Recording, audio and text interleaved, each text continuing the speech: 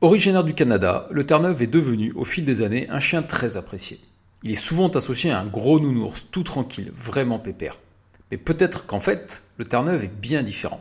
Alors pour tout découvrir sur cette race, restez bien avec moi dans cette vidéo. On démarre tout de suite. Juste avant, pensez bien à jeter un coup d'œil au lien de la description sous cette vidéo. Vous trouverez notamment 2 e-books offerts à télécharger. En le faisant, vous recevrez aussi par mail des conseils et des astuces complémentaires pour votre chien ou futur chien. Évidemment, je vous remercie aussi d'avance de liker et partager cette vidéo si vous en avez envie. Les origines du Terre-Neuve remontent au XVe et XVIe siècle, sur l'île de Terre-Neuve justement, au large des côtes canadiennes. Ses ancêtres étaient déjà des chiens forts et endurants. Ils aidaient les pêcheurs et les marins dans leur travail quotidien. Peu importaient d'ailleurs les conditions climatiques et la température de l'eau. Mais ils ne travaillaient pas que dans l'eau. C'était aussi des chiens de traîneau en quelque sorte, ils tractaient de lourdes charges. Ils aidaient à lever les filets des pêcheurs ou à tracter des bateaux de pêche hors de l'eau. Bien sûr, ils étaient aussi reconnus pour leur courage et bien appréciés pour leur capacité de sauvetage quand c'était nécessaire. Ces chiens, remarqués par des pêcheurs européens, se sont probablement accouplés à d'autres poilus européens, puis ont été rapportés en Europe. Progressivement, au fil de croisements et de sélection, la race du Terre-Neuve a été créée. C'est surtout l'Angleterre d'ailleurs qui a participé à sa finalisation. Le premier Terre-Neuve officiel a été aperçu en 1860 lors d'une exposition canine dans la ville de Birmingham. 15 ans plus tard, le Kennel Club anglais a créé le livre généalogique du Terre-Neuve. 11 ans plus tard, la première association d'élevage de la race Terre-Neuve est créée à son tour. Alors depuis, bien évidemment, la popularité du Terre-Neuve n'a cessé de se développer, notamment grâce à beaucoup de légendes et d'exploits sur ce chien et à de nombreux remerciements de pêcheurs qui ont été sauvés par ce poilu. Alors évidemment, niveau taille, pour le Terre-Neuve, on est dans un gros gabarit.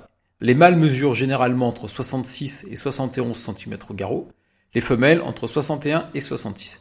Côté poids, comptez 50 à 70 kg. Le corps est bien proportionné, musclé et donne une réelle impression de puissance et de solidité. La tête, elle aussi, est grosse avec un museau bien large et massif. Les yeux sont expressifs, de taille moyenne à grande et généralement de couleur brun foncé. Les oreilles sont triangulaires, pendantes et bien recouvertes de poils. Le Terre-Neuve a un pelage épais et double, avec un sous-poil dense pour le protéger des températures froides, y compris, comme on l'a évoqué, pour la température de l'eau. Il est vraiment très à l'aise dans l'eau froide. Le poil est de longueur moyenne à longue. Les couleurs courantes du pelage, bien sûr, incluent le noir et le brun. À noter que certains chiens peuvent présenter des marques blanches sur le poitrail, les doigts ou le bout de la queue. Alors, une particularité pour le Terre-Neuve, c'est qu'il est vraiment conçu pour l'eau.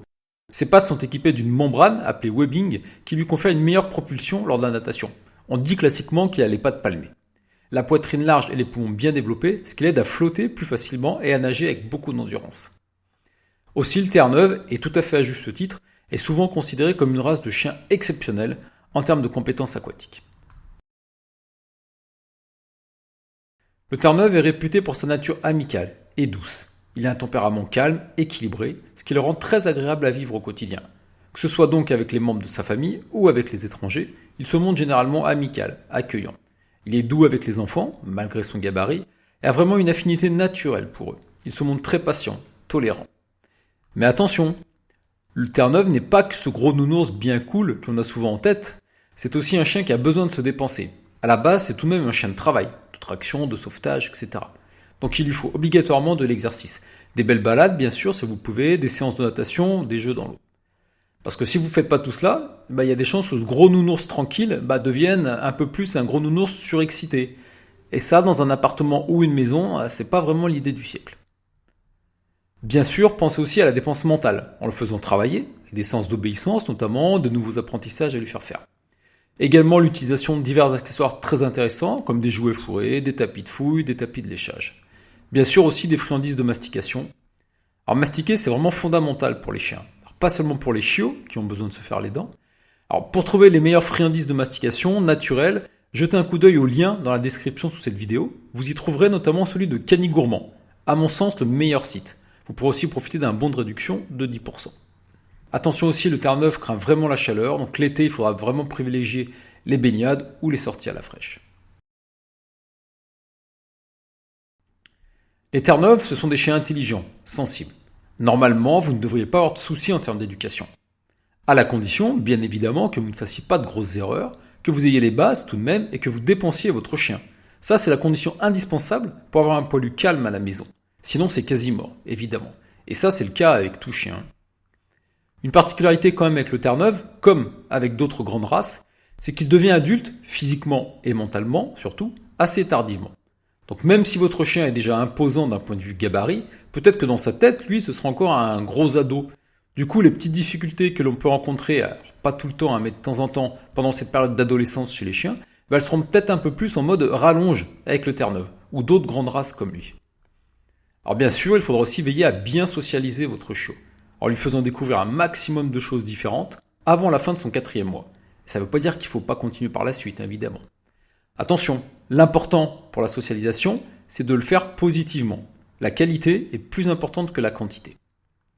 Par la suite, je ne pourrais que vous conseiller d'opter pour une approche positive et bienveillante pour son éducation, en gardant aussi quelques principes clairs, rigueur, cohérence, patience et répétition. Comme vous l'aurez deviné, étant donné le gabarit du loulou une fois adulte, je vous invite à lui apprendre assez rapidement la marche en laisse.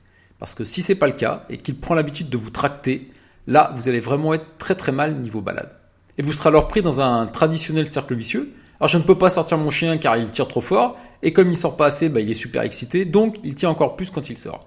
Et ainsi de suite. Voilà. Évidemment, comme toute race canine, le Terre-Neuve présente certaines prédispositions génétiques et est sujet à certains problèmes de santé courants. Notamment, la classique, en tout cas chez les grandes races, surtout dysplasie de la hanche et du coude. Problème articulaire, en partie génétique, qui peut entraîner boiterie, douleur et une réelle réduction de la mobilité, voire un handicap très sérieux.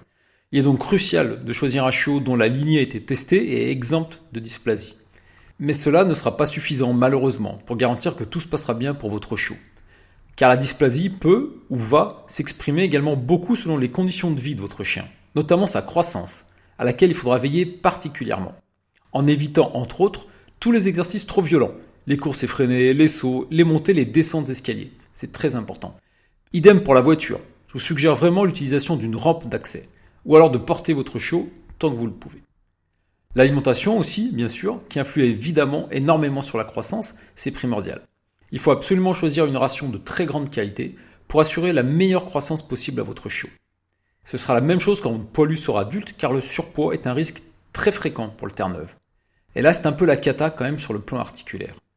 Aussi je ne peux que vous inviter à utiliser une alimentation riche en protéines, pauvre en glucides, idéalement aussi la plus fraîche et la plus humide possible, type ration ménagère, pâté ou barf.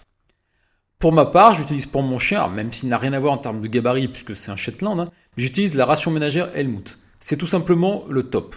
Alors n'hésitez pas à aller jeter un coup d'œil sur leur site pour le vérifier par vous-même, évidemment. Vous trouverez le lien dans la description de cette vidéo, ainsi qu'un gros code de réduction.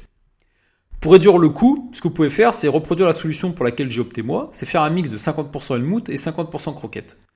Ça représente une ration d'excellente qualité et pour un prix qui reste modéré. Un autre problème possible aussi chez le Terre-Neuve, c'est la cardiomyopathie. C'est une affection qui touche le cœur et qui peut donc entraîner des symptômes comme la fatigue, l'essoufflement, des syncopes. Le Terre-Neuve peut aussi être prédisposé à certaines affections oculaires, notamment la cataracte et l'entropion. L'entropion, c'est quand les paupières s'inversent vers l'intérieur et ça peut provoquer une irritation des yeux.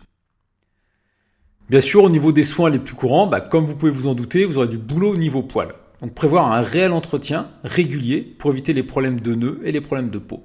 Alors notamment encore plus si vous faites nager régulièrement votre chien. Alors là, si vous ne faites pas attention, ça va être une catastrophe niveau nœud. Il faudra sans doute le brosser très régulièrement et il faudra plusieurs brosses, dont une pour le sous-poil. Peut-être aussi utiliser des produits démêlants, car c'est vraiment très très utile pour aider à dissoudre et défaire les nœuds. Classiquement, bien sûr, les oreilles aussi doivent être vérifiées, nettoyées régulièrement pour vérifier les infections, encore plus en cas de baignade. Pour prévenir au mieux les problèmes de tartre, alors qui touchent peut-être encore plus les petits chiens, mais pensez aussi aux activités de mastication. C'est sans doute ce qui fonctionne le mieux. Attention, ne pas donner n'importe quelle saloperie soi-disant naturelle, alors c'est très à la mode actuellement. Je vous conseille fortement d'opter pour des friandises de top qualité.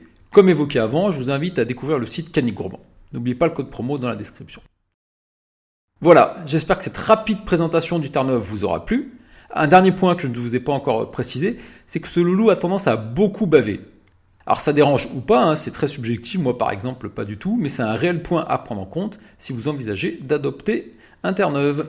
Je vous dis à bientôt pour d'autres aventures canines.